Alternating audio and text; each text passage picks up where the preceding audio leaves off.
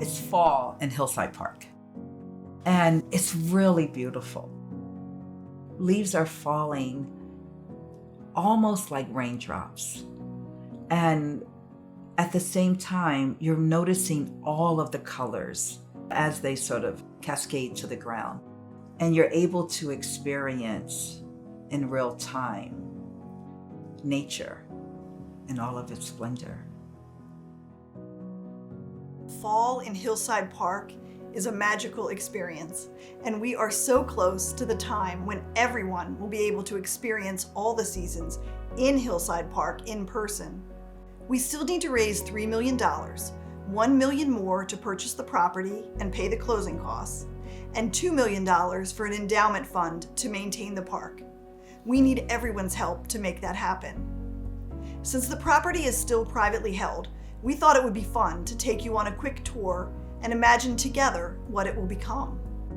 This is the draft plan for Hillside Park, designed in 2012, based on the Greater Roland Park Master Plan.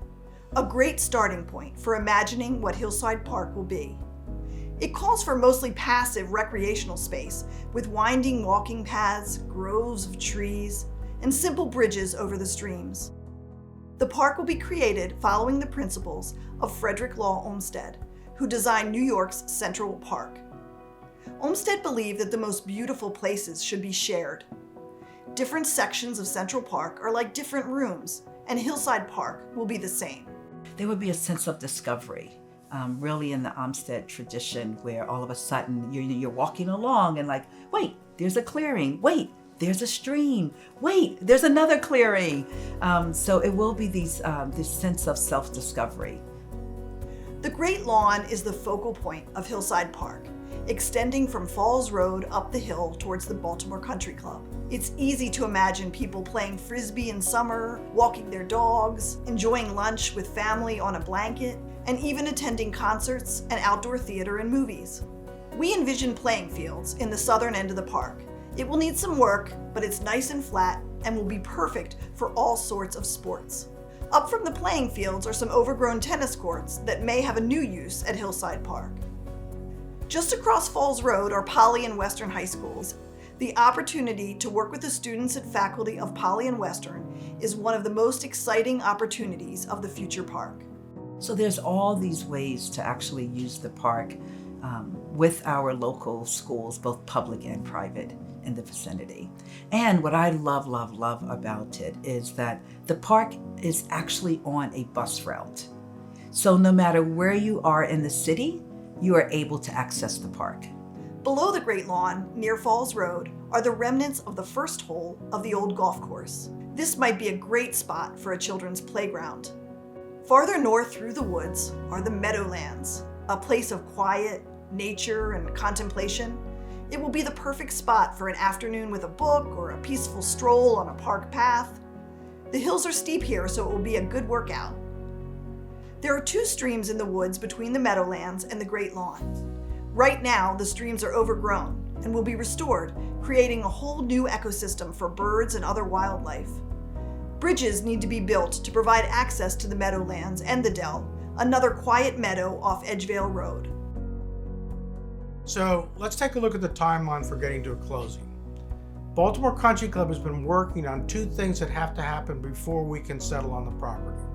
The club is working with the city and the Roland Park Community Foundation to establish the boundary lines of the park and to subdivide the property. The club is also working with the Maryland Department of the Environment on environmental remediation of the property. We're hoping to wrap this all up by the middle of 2023. In the meantime, the fun for the community begins with the designing of the park. In the first part of 2023, we'll put out a request for proposals for a landscape architect, and then we will be holding brainstorming sessions with the community on what you want the park to ultimately become. We need your ideas. We need to know what you think, what your park should look like, because it belongs to you. It belongs to all of Baltimore City. We are optimistic that the closing will take place in the middle of 2023. We envision engaging students from the middle school and high schools in the area to participate in a full natural habitat study of the property. to document all the animals and plants that are on the site, including the foxes, the deer, the wonderful oak trees and other trees that are on the property.